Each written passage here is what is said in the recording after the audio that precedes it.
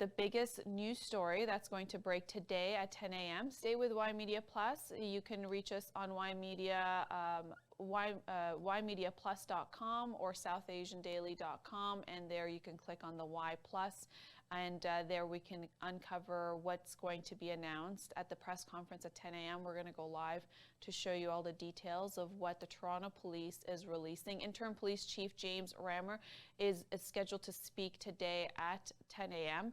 And this has to do with the Toronto Police, who are going to release the race-based data that they've used on the police force, including strip searches. And we don't know the details. The stats will be released at 10 a.m. So we're going to cover that. But what we do know, just briefly, and this is what I'm going to relay to you, is that Toronto Police Service Sport is releasing this, and they've done the highest number of strip searches anywhere else compared to any other police service. So this is very significant. This is based on statistics that was incidences that took place in 2020, and this is where the race-based data collection started happening, and it's supposed to be one of the biggest catalogs of race-based data, and what that means for marginalized communities, what it means for other minority communities in terms of what the police force has been obtaining in terms of the data. This move is based on a legislation that was passed in 2017 that requires several Ontario public sectors to start collecting data on race. So this is what the Toronto Police Interim Police Chief is going to be talking about today.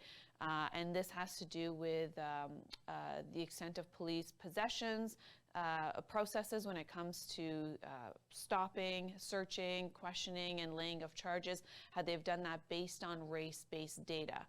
What does that mean? Race, it is somebody's race, and we're talking about ethnicity, we're talking about all of those details, and the main question, which we're going to cover in a Y Media special report, is it necessary for police to have that kind of level of information as police investigate, and they need to use their abilities to collect data to put together what they need to for their investigation and laying charges. But what does it mean in this day and age when it comes to, after what we've seen with Black Lives Matter and the movement that has happened throughout the United States, with some municipalities in the United States actually defunding the police? If you recall, that was a movement that started after George Floyd's murder took place, and we saw that with the police brutality, and it was caught on camera, and it mobilized the movement of Black Lives Matter for that cause. And then if you recall, then the campaign became on defunding the police and reallocating those funds to community-based organizations that could do a lot more outreach when it comes to people in situations that, whether it's a situation that a police would be called to, but otherwise it would be somebody in a community-based for like mental health services, and to be able to de-escalate the situation.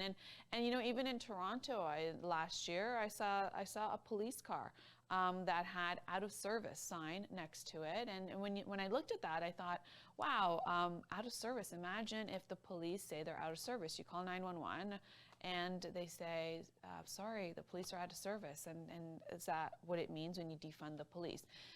So this is one of the biggest stories. I believe this is going to be the biggest headline for quite some weeks. So you want to stay with Y Media to see what is going to be released today. That does come in just about 40 minutes. So stay with Y Media Plus, and we're going to uncover this later today.